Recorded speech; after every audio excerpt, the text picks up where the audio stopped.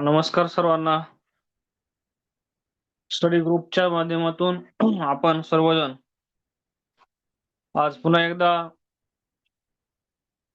TET सीटीईटीच्या परीक्षेसाठी प्रिपरेशनसाठी जे online session आपण जॉईन करतो त्यासाठी पुन्हा एकदा जमलेलो आहोत. मित्रांनो, 3 जानेवारीला सावित्रीबाई फुले यांच्या जयंतीनिमित्त, बालिका दिनानिमित्त ठीक आहे, आपल्या स्त्री शिक्षणाच्या उद्गात्या ज्यांना आपण म्हणतो, आणि खरं तर ज्यांनी स्त्रियांच्या मुलींच्या शिक्षणाची मुहूर्तमेढ रोवली, समाजामध्ये खऱ्या अर्थानं मुलींना शिक्षणासाठी एक प्रेरक अशा स्वरूपाचं काम ज्यांनी केलेलं आहे, त्या सावित्रीबाई फुले यांच्या जयंतीनिमित्त बालिका दिन आपण त्या दिवशी साजरा करतो. त्यानिमित्त इथून पुढे 4 फेब्रुवारी पर्यंत जे काही आपले सीटीईटीचे लेक्चर्स असतील, लाईव्ह क्लास असतील, स्टडी मटेरियल असेल, किंवा जे काही या ग्रुपवरती या प्लॅटफॉर्मवरती तुम्हाला अवेलेबल असेल, ते फक्त 499 रुपयामध्ये असेल. अजूनही जर कोणी जॉईन केलेलं नसेल तर फार नाममात्र फीसमध्ये तुम्हाला या ठिकाणी आपल्याला जे काही आपले क्लास चालू आहेत ते जॉईन करता येतील. मराठीचं तर अजून खूप, म्हणजे ज्याला आपण म्हणतो मेजर सिलेबस राहिलेला आहे. म्हणजे आता कुठं आपण हळूहळू अध्यापन शास्त्राकडे जात आहोत. 499 रुपयामध्ये जर तुमच्या कोणी मित्रमैत्रिणींना अजूनही जॉईन करायचं असेल तर या नंबरवरती तुम्हाला 499 रुपये पे करून तुम्हाला बॅच जे काही ऑनलाईन असतील ते जॉईन करता येतील. तुम्हाला लिंक त्या ठिकाणी मिळून जाईल आणि तुम्हाला ग्रुपमध्ये ऍड करता येईल. ठीक आहे. तर आपला समाज चालू होता आणि त्यामध्ये आपण पहिला समाज जो आहे अव्ययभाव समास, तो त्या ठिकाणी काल पूर्ण केला. आणि काल मी बरेचसे प्रश्न घेतले होते ज्यामध्ये आपण पेडॉलॉजी ज्याला आपण म्हणतो त्यात जे बरेचसे पॉइंट्स आपण काल कव्हर केले होते. दुसरा समास जो आहे ज्याचं दुसरं पद प्रधान असतं, दुसरे पद ज्याचे प्रधान, तो समास म्हणजे तत्पुरुष समास आज आपल्याला शिकायचा आहे. तत्पुरुष समासामध्ये जर आपण बघितलं तर दुसरं पद प्रधान असतं, दुसरे पद प्रधान असते व समासाचा विग्रह करताना गाळलेला जो काही शब्द असतो किंवा गाळलेल्या शब्दाच्या ऐवजी गाळलेल्या विभक्तीचा प्रत्यय जो असतो तो विग्रहाच्या वेळी लिहावा लागतो. आता आपण जो पहिला प्रकार घेणार आहोत तो इथं मी नाव टाकले, त्याचं विभक्ती तत्पुरुष. तत्पुरुष समासाचा पहिला प्रकार आहे विभक्ती तत्पुरुष. आता विभक्ती तत्पुरुष समासामध्ये काय असते, अगोदर ही व्याख्या व्यवस्थित डबल एकदा रिपीट करू आणि नंतर विभक्ती तत्पुरुष कडे जाऊया. दुसरे पद प्रधान असते त्यावेळेस तत्पुरुष समास असतो.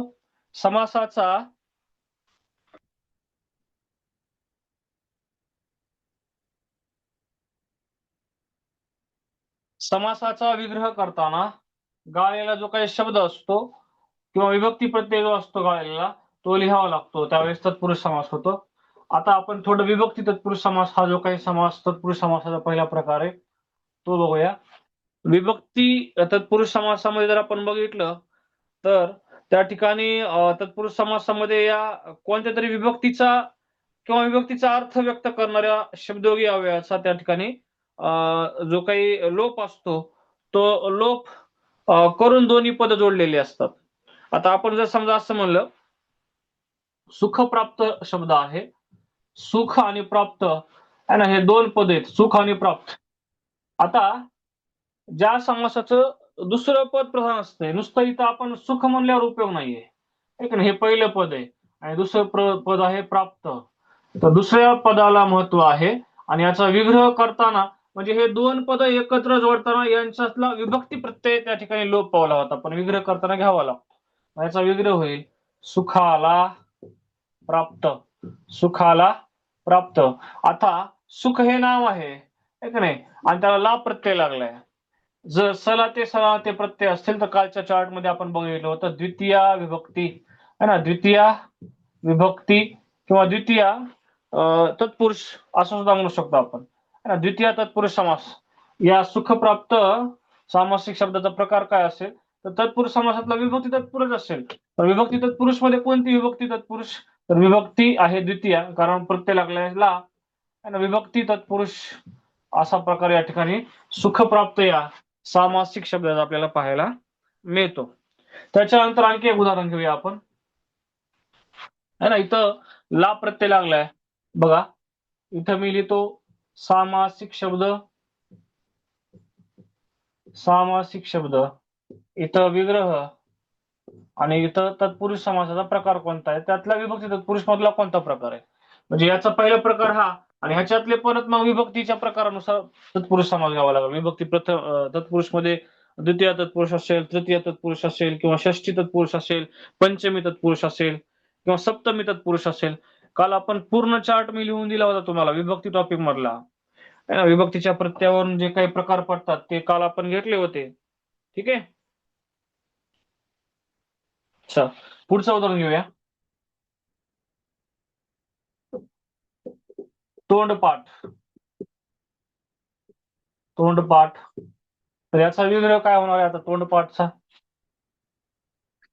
हा, तोंडपाठचा विग्रह होईल तोंडाने. तोंडाने पाठ, ने प्रत्यय आलाय. कोणती विभक्ती असणार आहे? सलानाते द्वितीया. ने शेनिशी, बरोबर आहे. विद्या मॅडम विग्रह बरोबर आहे. विभक्ती कोणती आहे? ने. ओके, तृतीया. मग आपल्याला काय म्हणावं याला? तृतीया तत्पुरुष. तृतीया तत्पुरुष घ्यावा लागेल. ठीक आहे. पुढचा प्रकार घेऊ, पुढचा प्रश्न घेऊया. पुढचा सामासिक शब्द आपण त्या ठिकाणी घेऊ शकतो. बघा, आपण जर घेतलं क्रीडांगण. क्रीडांगण, ठीक आहे. आता इथे जर आपण क्रीडांगण शब्द घेतला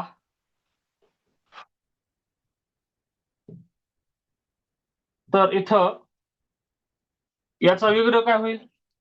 क्रीडेसाठी. क्रीडेसाठी अंगण. क्रीडेसाठी अंगण. आता इथं प्रकार जर आपण विभक्तीचा घ्यायला गेलो, प्रकार जर आपण याचा विभक्तीचा घ्यायला गेलो तर याचा विभक्ती प्रकार होतो चतुर्थी तत्पुरुष. चतुर्थी तत्पुरुष. आता इथं साठी, खरं तर क्रीडेला अंगण किंवा क्रीडेसाठी अंगण, क्रीडेस अंगण असा त्या ठिकाणी विग्रह होतो. पण त्याच्याऐवजी आपण साठी हा सोयीस्कर घेतलाय आणि विभक्ती जी आहे ती चतुर्थी असते. खरं तर सलाते सलाते चतुर्थीचे प्रत्यय आपल्याला त्या ठिकाणी पाहायला मिळतात.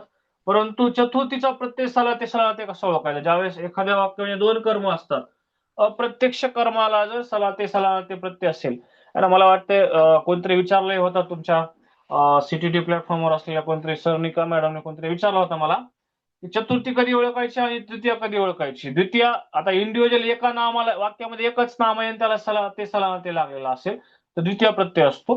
आणि त्याच वाक्यामध्ये किंवा अशा प्रकारच्या वाक्यामध्ये अप्रत्यक्ष कर्म वापरलेला आहे आणि अप्रत्यक्ष कर्माला सलाते प्रत्यय असेल तर तो चतुर्थीचा प्रत्यय असतो. द्वितीय आणि चतुर्थी याच्यामध्ये सुद्धा आपलंच काय, आणि म्हणजे मराठीच्या अभ्यासकांमध्ये सुद्धा त्या ठिकाणी वाद निर्माण झाला होता. ठीक आहे. तर क्रीडांगण विग्रह होईल क्रीडेसाठी अंगण, नाही साठी हा विग्रहासाठी योग्य अशा प्रकारचा त्या ठिकाणी विग्रह करता येईल म्हणून आपण त्या ठिकाणी साठी घेतलेले आणि विभक्ती असेल चतुर्थी. पुढचा प्रकार घेऊया. पुढचं उदाहरण घेऊया.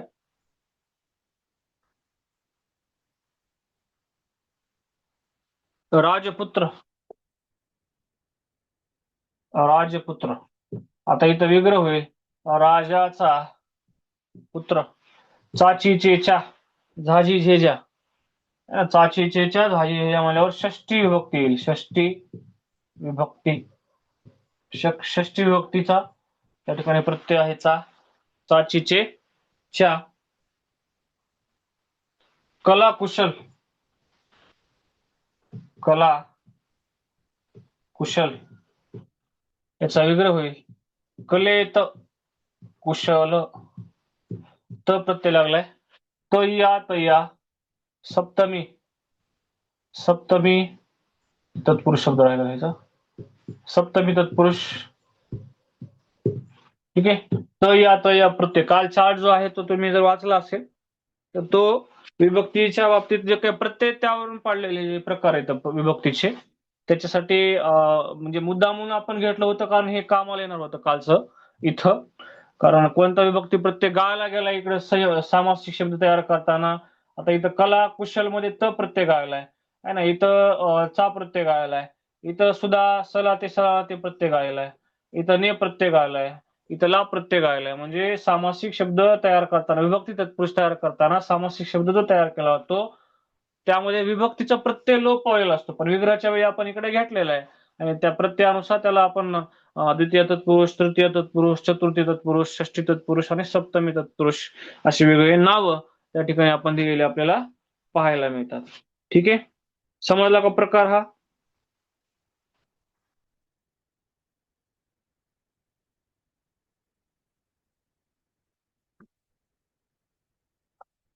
वनभोजनचा विग्रह काय होईल? वनभोजन, वनभोजन. विग्रह काय होईल वनभोजनचा? वनभोजन,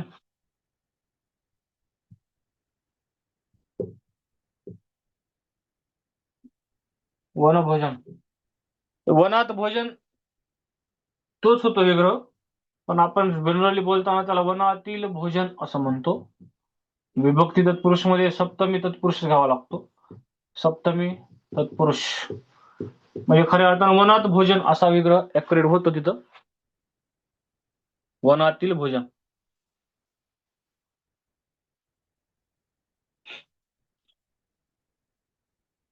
बर ठीक आहे, बघितली मी कमेंट. पंचमी तत्पुरुष उदाहरण घ्या म्हणतायत, ठीक आहे ना, घेऊया. बघा, जातीभ्रष्ट. आता ज्यांनी कमेंट केली होती त्यांनी एक सांगा की पंचमीचे प्रत्यय काय आहेत. जातीभ्रष्टचा विग्रह जर आपण केला तर जातीतून भ्रष्ट असं होईल. जातीतून भ्रष्ट है ना. ऊनहून, तला ऊन प्रत्यय लागलाय, ऊनहून है ना, ऊनहून प्रत्यय लागलाय म्हणजे इथं काय असणार आहे? पंचमी तत्पुरुष. ठीक आहे, ऊनहून पंचमी तत्पुरुष. जन्मखोड, जन्मखोड. जास्त उदाहरण बोलले, एकाच समासाला जर आपण वेळ लागला तर वेळ लागेल. हा, जर आपण घेतलं जन्मखोड, जन्मखोड काय वेगळं होईल याचा? जन्मखोड, जन्मापासून, जन्मापासून खोड, पंचमी तत्पुरुषाचे. ठीक आहे, ऊन होऊनच तसाच अर्थ होते तिथं.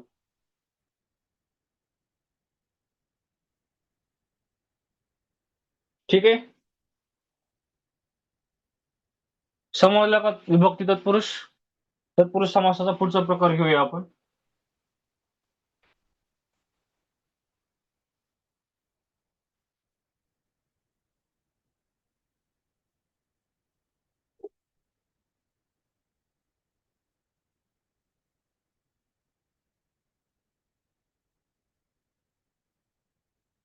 ओके,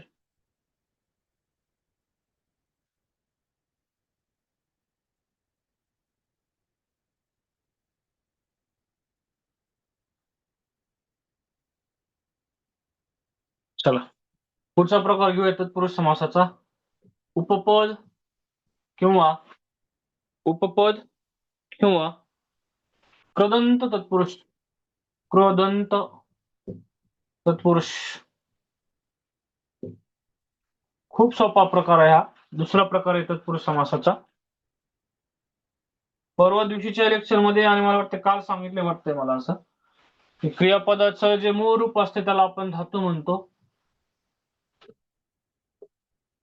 क्रियापदाच्या मूळ रूपाला प्रत्यय लागले पण क्रिया पूर्ण होत नसेल तर त्याला धातू साधित म्हणतात. धातू साधित म्हणतात. धातू साधितला नारा, नारी, नारी, नारा, नाऱ्या अशा प्रकारचे, म्हणजे मूळ रूपाला नारा, नारी, नारे, नाऱ्या प्रत्यय लागला की तो धातू साधित बनतो. क्रियापदाचे ते रूप जे असते ते धातू साधित बनते. आणि धातू साधित आणि तिसरं रूप जे असते ते असते क्रियापद. ठीक आहे. कृदंत तत्पुरुष समासामध्ये सुद्धा दुसरे पद प्रधान असते. दुसरे पद प्रधान हा बेसिक पॉईंट सगळ्यांना माहिती असावा आणि माहिती आहे. कृदंत तत्पुरुष समासातलं दुसरं पद प्रधान असते आणि ते धातू साधित असते. धातू साधित असते. धातू साधितलाच दुसरं नाव आहे कृदंत. धातू साधितला दुसरं नाव काय आहे? कृदंत. आणि धातू साधित म्हणजे कृदंत. उदाहरणार्थ आता दुसऱ्या पदाचा म्हणजे तत्पुरुष समासाचं हे जे काही प्रकार आहे याचा विग्रह करताना नारा नारी नारे नाऱ्या दुसऱ्या पदाचा विग्रह असा होतो. नारा नारी नारे नाऱ्या त्याला आपण कृदंत म्हणतो किंवा धातुसाहित म्हणतो. ठीक आहे. म्हणजे विग्रहाच्या वेळी दुसऱ्या पदाला नारा नारी नारे नाऱ्या असा प्रत्यय लागतो. बघा खा ओ धातू खाणारा. आता हा खाणारा जो काही रूप आहे क्रियापदाचं याला कृदंत म्हणायचं. कृदंत म्हणजे उपपद. दुसरं पद जे प्रधान असते त्याला नारा प्रत्यय लागलेला असतो. नारे नाऱ्या प्रत्यय लागलेला असतो. आता याचं जर क्रियापद केलं तर खाल्ले असं होतंय. खाल्ल्या है ना, खाल्ले खाल्ल्या अशा प्रकारे हे क्रियापद होते. तर कृदंत तत्पुरुष समासाचं एवढं काही अवघड नाहीये. फक्त दोन गोष्टी लक्षात ठेवा. दुसरं पद प्रधान असते. तत्पुरुष समासाचा प्रकार आहे. धातुसाहित असते दुसरं पद है ना, कृदंत असते.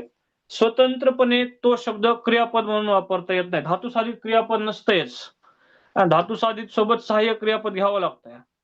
तेव्हा संयुक्त क्रियापद बनत असते. हे क्रियापदामध्ये क्रियापद टॉपिक आपण ज्यावेळेस घेणार त्यावेळेस आपल्या लक्षात येईल. ठीक आहे.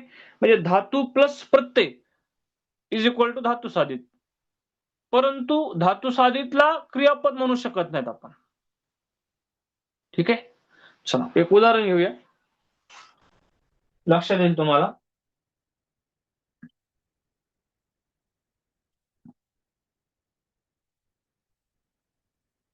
फार सोपे उदाहरण आहे त्याची. फक्त तुम्हाला धातू साधित कन्सेप्ट कळाली ना की मग सोपं होऊन जाईल सगळं.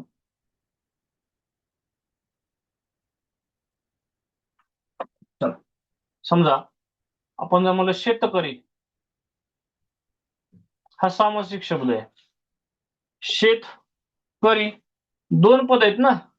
शेत एक पद आहे, करी एक पद आहे. मग याचा विग्रह जर आपण केला तर गाळलेल्या शब्दाला सुद्धा घ्यावं लागतं है ना. तत्पुरुष समासाचं वैशिष्ट्य ते गाळ म्हणजे लोप पावलेले. आता इथं लोप पावलेलं कोणतं पद आहे ते लक्ष द्या विग्रहाच्या वेळी. शेती करणारा है ना, शेत करी नारा. नारा हा गाळलेले जे काही पद आहेत है ना ते त्या ठिकाणी आपल्याला विग्रहाच्या वेळी घ्यावे लागते. शेतकरी म्हणजे विग्रहाच्या वेळी आपल्याला शेती करणारा म्हणावं लागेल. शेती करणारा. शेती करणारा. आता हा कृदंत तत्पुरुष समासाचं उदाहरण आहे. कसं बघा, पहिलं पद शेती, दुसरं पद कर मूळ रूप आहे आणि नारा त्याला प्रत्यय लागलाय म्हणजे हे धातू साधित बनलंय. आणि नारा नारे नारे नाऱ्या ठीक आहे. अशा प्रकारचं जर धातू साधित आलं विग्रहाच्या वेळी तर त्या ठिकाणी कृदंत तत्पुरुष असतो. शेतकरी शेती करणारा ठीक आहे. शेती करणारा. कुंभकार काय विग्रह होईल? कुंभकार. हा कुंभ करणारा. कुंभकार कुंभ करणारा. नीरज नीरज हा नीरात जन्मणारा. नीरात जन्मणारा. प्रत्येक वेळेस नारा नारा आलाय बघा है का नाही. कृदंत तत्पुरुष असतो. फक्त नारा नारी नारे नारे लेला लेली लेल्या पण असू शकते हा. पण त्याला सुद्धा आपण धातू साहित म्हणू शकतो. बघा उदाहरणार्थ मार्गस्थ. मार्गस्थ. आता इथं मार्गावर असताना म्हणायचं नाही. मार्गावर असणारा म्हणायचं नाही. मार्गावर असलेला ठीक आहे. ऍक्युरेट लेला बसतं इथं. मार्गावर असलेला त्याला आपण मार्गस्थ म्हणतो. ठीक आहे. मार्गस्थ मार्गावर असलेला. त्याच्यानंतर जलद. जलद हे एक उदाहरण नियमित आहे. जल देणारे. जल देणारे. जल देणारे. पंकजचा काय विग्रह? पंकज. पंकजचा काय विग्रह होईल? करा बरं कमेंट, थोडी कमेंट करा. पंकज. खूपदा आलेला प्रश्न आहे तो, पंकज.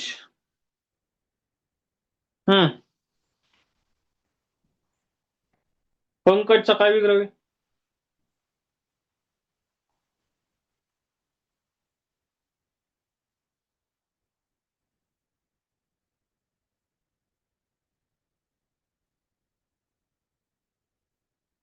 सांगा. चिखलात जन्मणारे. पंकज म्हणजे काय? चिखलात जन्मणारे. ठीक आहे.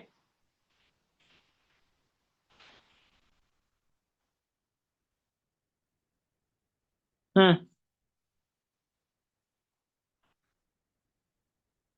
चला आणखी उदाहरण घेऊया. आग लाव्या. आग लाव्या. आग लावणारा. है ना. एक मिनिट, काय कमेंट केलेत? कमेंट बघितलं नाहीत मी. ओके. पंकात जन्मलेले, चिखलात असलेले, पाण्यात असणारे. राजश्री मॅडम. नीरात जन्मणारा. नीर म्हणजे पाणी. ज म्हणजे जन्मलेला. पाण्यात जन्मलेला असा नीरजचा अर्थ होतो. चला पुढचा प्रकार घेऊया. याच्यामध्ये पंकज शब्द विचारलेला आहे बऱ्याचदा, नीरज प्रश्न विचारलेला आहे बऱ्याचदा, शेतकरी विचारलेला आहे, ग्रंथकार विचारलेला आपल्याला पाहायला मिळतो. तर ते प्रकार थोडे लक्षात ठेवा. ठीक आहे.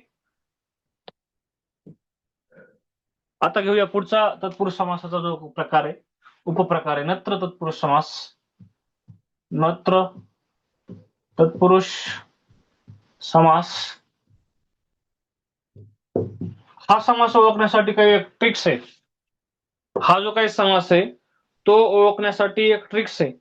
विग्रहाच्या वेळी शेवटी नेहमी लेला लेला लेला लेला लेला प्रत्यय असते. लेला लेला आहे ना. नाईलाज, इलाज नसलेला, निर्दोष, दोष नसलेला, अपुरा, पूर्ण नसलेला, आहे का, नापसंत, पसंत नसलेला, आहे ना. ज्या तत्पुरुष समासातील पहिलं पद, आता तत्पुरुष समासाचं दुसरं पद प्रधान असतं. इथं बघा, दुसरे पद प्रधान, पहिले पद, पहिले जे पद असते.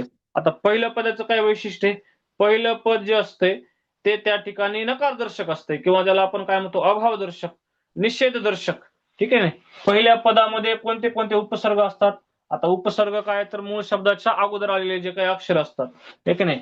अ असेल, अन असेल, है ना, अ असेल, अन असेल, न असेल, नि असेल, ठीक आहे, बे असेल, गैर असेल, है ना. अशा प्रकारचे जे उपसर्ग असतात आणि दुसरं पद प्रधान असते. आहे का नाही. पूर्ण सामासिक शब्द निषेध दर्शक असते. निषेध दर्शक, निषेध दर्शक, है ना. हे निषेध दर्शक उपसर्गाने सुरू होणारा शब्द आणि दुसऱ्या पदाचा विग्रह करताना किंवा दुसऱ्या पदाच्या शेवटी लेला प्रत्यय असतो, त्यावेळेस नत्र तत्पुरुष समास असतो. अ, अन, न, नि, बे, गैर, निषेध दर्शक उपसर्ग, दुसरं पद प्रधान, है ना, विसर्गाच्या वेळी शेवटी लिहिला प्रत्यय, त्यावेळेस नत्र तत्पुरुष समास असतो. आणि अशा प्रकारचे उदाहरणं बऱ्याचदा परीक्षेमध्ये आपल्याला पाहायला मिळतात. निषेध दर्शक उपसर्गाने सुरू झालेला व दुसरे पद प्रधान असलेला जो काही तत्पुरुष समासाचा प्रकार आहे त्याला आपण नत्र तत्पुरुष समास म्हणतो.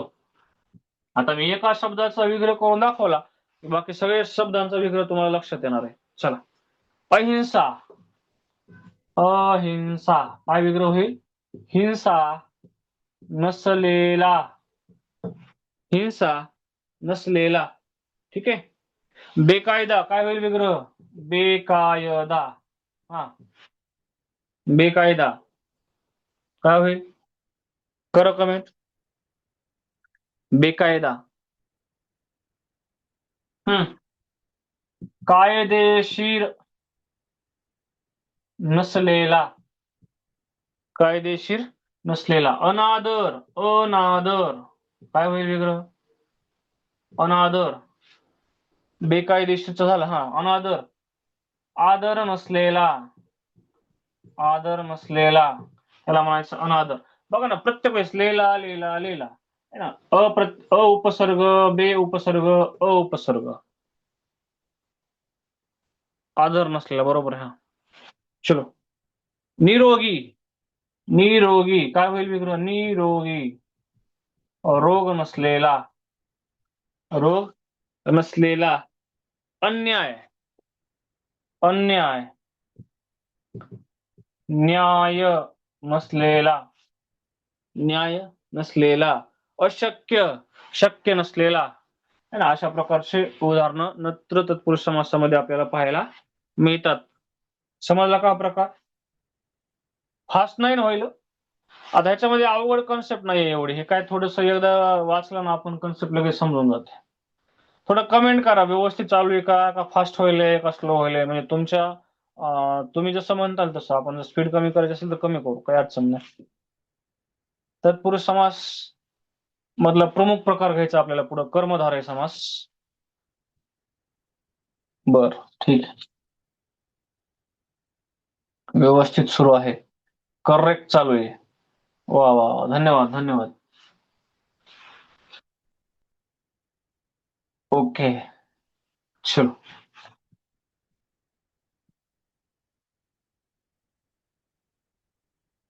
चला पुढे घेऊया कर्मधारय समास. कर्मधारय समास. आज जेवढे काही जॉईन आहेत, बरोबर 61 जण जॉईन आहेत. काल 71, 72, 73 होते. माझं एकच म्हणणं आहे बरं का, माले सरने काय कमेंट केली, कॅरी ऑन, ओके. याच्यामध्ये सातत्य फार गरजेचं आहे. तुम्ही इथून पुढचे माझ्याच विषयाचं म्हणजे मी शिकवतोय तेच नाही, सगळ्या विषयाचे लेक्चर थोडे जॉईन करण्यासाठी थोडं लिंक कंटिन्यू चालू राहू द्या. शिकवताना समजते, नंतर विसरते. राजेश्री मॅडम, आता ह्याला पर्याय म्हणल्यावर थोडस तुम्हाला रिव्हिजनच द्यावं लागेल ना. आणि मी सांगणं बरोबर, म्हणजे मला असं वाटतंय की बरेच जण शिक्षक आहेत, शिक्षिका मॅडम आहेत, आणि बरेच जे फ्रेशर सुद्धा असतील जे काही पहिल्यांदा सीटीटी द्यायलेत किंवा अगोदर दिलेली असेल. टीईटीचे काही जण असतील याच्यावरती. मी टीईटीच्या ज्या वेळेस जे काही सेशन्स घ्यायचो त्यावेळेस याच पद्धतीने घेत होतो. आणि विशेष म्हणजे आता लक्षात राहण्यासाठी तुम्हाला काय, आता मी जेवढे जे काही पॉईंट शिकवतोय, समाज शिकवतोय, हे झाल्याच्यानंतर तुम्ही थोडं पुस्तकामध्ये किंवा जे काही तुम्ही हँड मध्ये नोट्स काढले असतील कदाचित, आहे का नाही. आता मला माहित नाही, तुम्ही माझ्यापेक्षा बरेच जण मोठे आहात. मी तुम्हाला असं म्हणणं बरोबर नाही की मी जे तुम्हाला शिकवलं ते तुम्ही नोट डाऊन करतात का नाही. परंतु तुम्हाला असं वाटतं की तुम्ही थोडंसं मी शिकवल्याच्या नंतर, मराठीच्या बाबतीत बोलतोय आम्ही, बाकी विषयाच्या बाबतीमध्ये सगळे सिनियर लोक आहेत ते तुम्हाला सांगतातच. परंतु थोडंसं जर तुम्ही लगेच वाचून काढलं ना किंवा रिव्हिजन दिलं ना तर कन्सेप्ट जागेवर क्लिअर होते. ठीक आहे, अंडरस्टँडिंग आणि प्रॅक्टिस. ठीक आहे, वा वा, छान.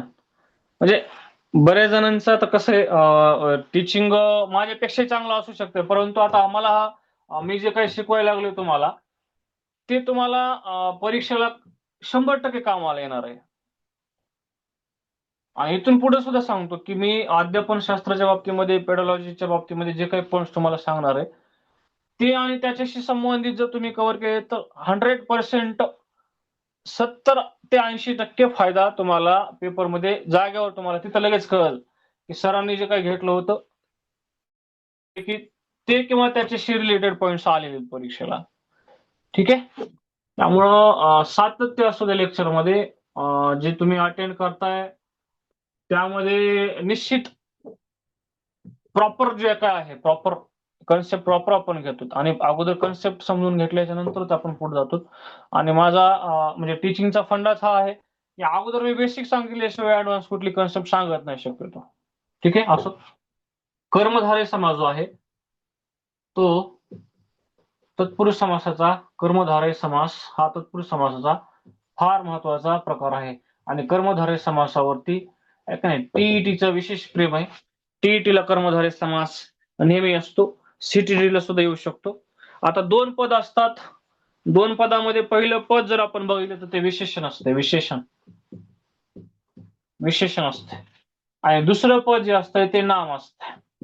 त्यावेळेस कोणता समास असतो? कर्मधारय समास असतो, कर्मधारय समास असतो. आता हे ट्रिक्स आहे, याच्यानंतर एक समास येणार आहे द्विगु समास. इथं विशेषणाच्या ऐवजी संख्या विशेषण पुढे नाम इज इक्वल टू द्विगु समास. परंतु कर्मधारय समासामध्ये पहिलं पद विशेषण असतंय, दुसरं पद नाम असतं आणि त्याच्यातून कर्मधारय समास त्या ठिकाणी तयार झालेला आपल्याला पाहायला मिळतो. आता ज्या तत्पुरुष समासातलं जे काही पहिलं पद असते, पहिलं पद विशेषण असते, दुसरं पद नाम असते आणि दोन्ही पदांचा संबंध जर आपण बघितला तर विशेषण आणि विशेष्य. विशेषण ज्या नामाचं असते त्या नामाला विशेष्य म्हटलं जाते आणि विशेष्याच्या बाबतीत माहिती सांगणारा शब्द, नामाच्या बाबतीत माहिती सांगणारा शब्द विशेषण असते. या दोघांनी मिळून बनलेला जो सामासिक शब्द असतो तो कर्मधारय समासाचा असतो. नाही, कर्मधारय समासामध्ये जर आपण बघितलं तर आपल्याला विग्रहाच्या वेळी असे, असा, सारखा है ना, हेच बघा, विग्रहाच्या वेळी असे, असा, सारखा, हेच है ना, हे शब्द वापरावे लागतात. हे शब्द वापरावे लागतात नेहमी. ठीक आहे. आता मी जर असं म्हणलं तुम्हाला, मी जर तुम्हाला असा प्रश्न विचारला की महाराष्ट्र या सामासिक शब्दाचा विग्रह. ऍक्च्युअली आता महा आणि राष्ट्र किंवा महान अधिक राष्ट्र आहे ना, असं आपण म्हणू शकतो. पहिलं पद जे आहे ते महान आहे, दुसरं पद राष्ट्र आहे. एक नाही, गायला शब्द होता न, तो घेतलाय. एक नाही, महान असे राष्ट्र म्हणावं लागेल आपल्याला. याचा विग्रह करताना काय म्हणावं लागेल? महान असे राष्ट्र है ना. राष्ट्र विशेषण आहे. कसलं राष्ट्र? महान राष्ट्र. हे आहे नाम आणि या नामाचं महान हे विशेषण आहे. ठीक आहे. महान असे राष्ट्र महाराष्ट्र. त्याच्यानंतर आपण जर असं म्हणलं की महादेव है ना, महादेवचा काय विग्रह होईल? महान असा देव. महादेव, महान असा देव. ठीक आहे. महान असा देव. तपोबल है ना. आता तपोबलचा विग्रह जर आपण केला, तपोबल, तप हेच बल, असा त्या ठिकाणी विग्रह होईल. महाभारत, महान असा भारत म्हणावं लागेल. महाभारत. ठीक आहे. त्याच्यानंतर जर आपण बघितलं चरण कमल, चरण हेच कमल है ना, चरण हेच कमल, रक्तचंदन, रक्तासारखे चंदन, रक्तचंदन काय विग्रह होईल? आता सारखा वापरा, रक्तासारखा किंवा रक्तासारखे चंदन. ठीक आहे. त्याच्यानंतर जर आपण बघितलं तर घन नीळ, निळा असा घन है ना, घन नीळचा विग्रह काय होईल? निळा असा घन. तर कर्मधारय समासामध्ये अशा प्रकारे पहिलं पद विशेषण असते, दुसरं पद नाम असते. ठीक आहे. त्याच्यामध्ये आपल्याला श्याम सुंदर असा श्याम हा सुद्धा घेता येईल. मुख कमल, मुख हेच कमल, हे सुद्धा आपल्याला त्या ठिकाणी घेता येईल. पितांबर प्रश्न बरेच आलेले आहेत. पितांबर, नीळकंठ, निळा आहे कंठ ज्याचा असा तो बहुव्रीही समास आहे. भावांश सर. ठीक आहे. भावांश जे कोण आहे, मॅडम आहेत का सर माहित नाही, परंतु ते नीळकंठ जे आहे, निळा आहे कंठ ज्याचा असा तो तिकडं ह्याच्यामध्ये बहुव्रीही समासामध्ये. ठीक आहे. तर कर्मधारय समासामधलं पहिलं पद जे असतंय ते विशेषण असतंय है ना, आणि दुसरं पद जे असतंय ते नाम असतंय. आता थोडा बदल करायचा इथं, थोडा बदल करायचा. पहिलं पद विशेषणच असते पण ते संख्या विशेषण असते. पहिलं पद विशेषणच असतंय पण ते संख्या विशेषण असते. बघा, द्विगु समास जो असतो, द्विगु समास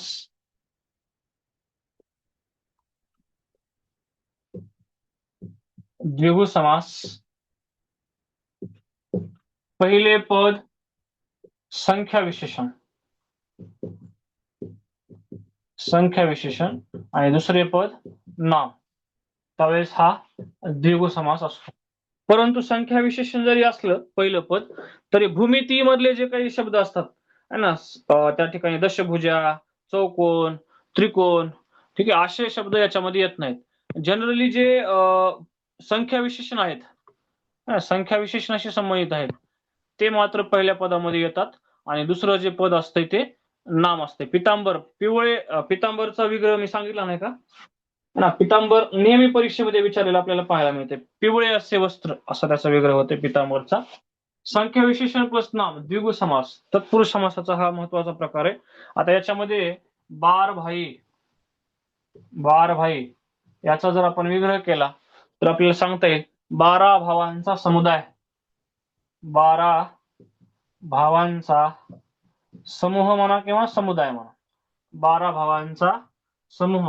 आहे ना. नवरात्रचा विग्रह काय होईल? नवरात्र आणि नवरात्रींचा समूह. सोपाच प्रकार आहे. नवरात्रींचा समूह. नवरात्रींचा समूह. ठीक आहे. काय येतो का? एक मिनिट. पंचवटी. हा येतो ना याच्यामध्ये. पंचवटी येतो. 5 वडांचा समूह पंचवटी येईल ना. पंचवटी घेऊ आपण. हा पंचवटी 5 वडांचा समूह. आता काही जण याला काय करेत, याला काय म्हणतात 5 वाट्यांचा समूह म्हणते त्याला. पण याचा विग्रह 5 वडांचा समूह असा होतो. ठीक आहे. पंचपाळेचा विग्रह काय होईल? पंचपाळे 5. हा पुढं काय करायचं?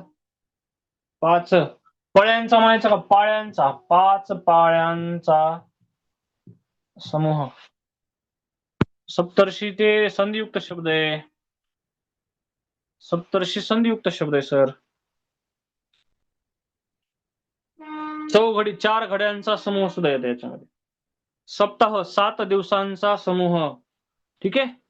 7 दिवसांचा समूह असं सुद्धा त्या ठिकाणी आपल्याला घेता येईल. ठीक आहे. समजलं का?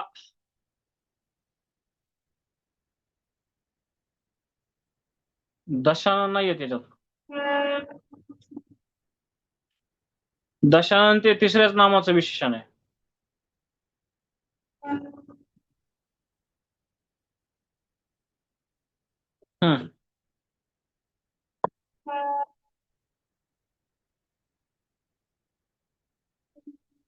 सप्ताह येईल ना. 7 दिवसांचा समूह घेतला ना मी. 7 दिवसांचा समूह. एकच प्रकार आहे याचा, मध्यम पदलोपी समास. घेऊया आपण तो 2 मिनिटांमध्ये. मध्यम पदलोपी समास. एक मिनिट. मध्यम पदलोपी समास काय आहे तर त्याच्यामध्ये सुद्धा दुसरंच पद प्रधान असते. पण विग्रहाच्या वेळी जर आपण बघितलं तर त्या ठिकाणी लुप्त असलेले जे काही पद असतात ते घ्यावे लागतात. स्पष्टता जास्त द्यावी लागते विग्रहाच्या वेळी. ठीक आहे. म्हणजे मधले पद नावातच आहे. मध्यम पद गाळलेलं असते त्याला मध्यम पदलोपी समास म्हटलेलं असते. मध्यम पद लोपी समास आहे ना. मध्य म्हणजे मधले 2 पदाच्या मध्ये. विग्रहाच्या वेळी 2 पदाच्या मध्ये जो पद होतं, मधला जो काही शब्द होता तो गाळलेला असतो सामासिक शब्द तयार करताना आहे ना. आणि या समासामध्ये असणारे जे काही प्रकार असतात किंवा जे काही सामासिक शब्द असतात त्यामध्ये शक्यतो खाद्यपदार्थ असतात. खाद्यपदार्थ, अदरवाईज नातेसंबंध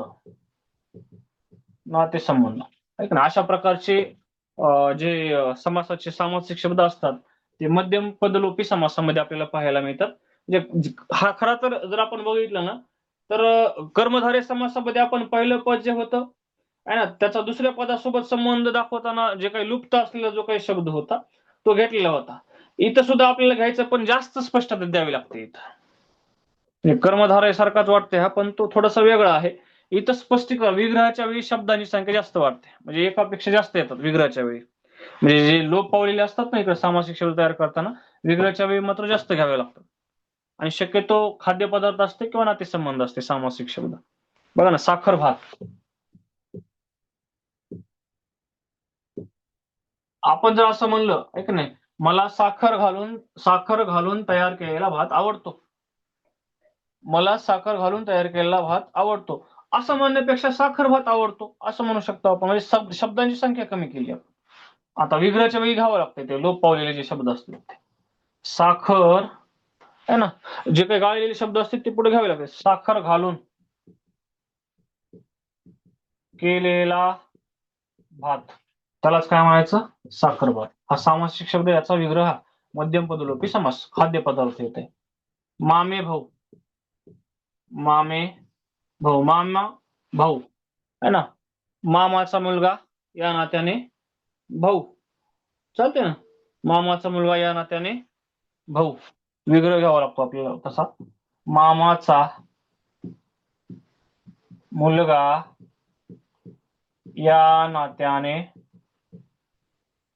भाऊ. साखर भात, साखर घालून केलेला भात. मामे भाऊ, मामाचा मुलगा या नात्याने भाऊ है ना. चुलत सासरा, हा, पुरण घालून केलेली पोळी, बरोबर आहे. चुलत सासरा काय विग्रह होईल, चुलत सासरा काय होईल विग्रह,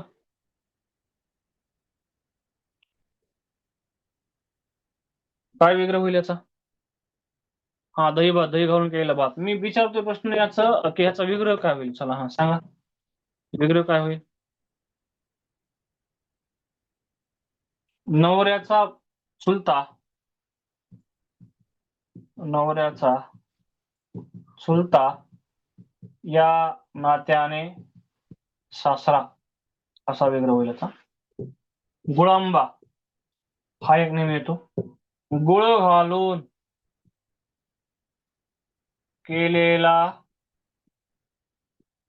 आंबा. ठीक आहे,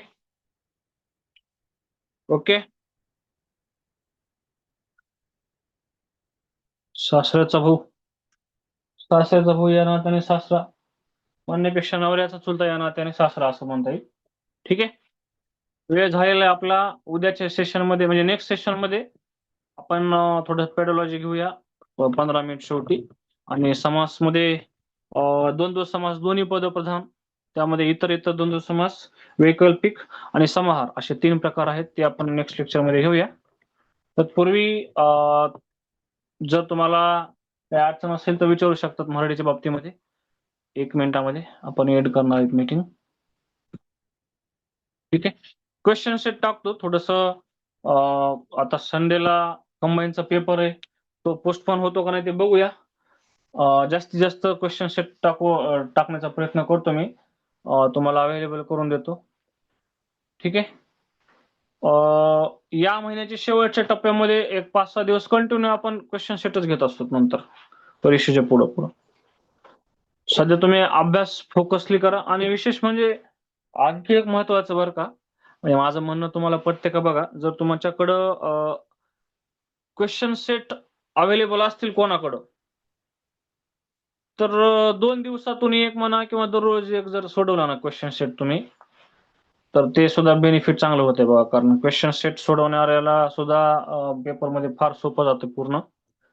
कारण क्वेश्चन सेट हा आरसा असतो की कसे प्रश्न येतात, मागच्या प्रिव्हियस क्वेश्चन मध्ये कसे प्रश्न आले, तर ट्रॅडिशनल ग्रामर मधले किती आलेत किंवा पेडॉलॉजी मधले किती आलेत हे तुम्हाला लक्षात येईल. त्यामुळे क्वेश्चन सेट वरती बऱ्याच जणांनी मला म्हणलेत की प्रश्न, पण थोडं अवेलेबल करतो मी. माझा पण पेपर असल्यामुळे मी थोडं बिझी होतो. आहे रविवारी पेपर. ठीक आहे, बघूया, मी करतो तुम्हाला अवेलेबल. कोणाकडे क्वेश्चन सेट्स आहेत का सांगा प्लीज. हा ठीक आहे, तुमचा जो ग्रुप आहे ना त्यावरती थोडस टाका कमेंट, वाटलं तर जे असतील ते सरला टाकतील, सर ग्रुपला टाकतील. ठीक आहे, धन्यवाद, थांबूया. शुभरात्री, गुड नाईट, चलो बाय.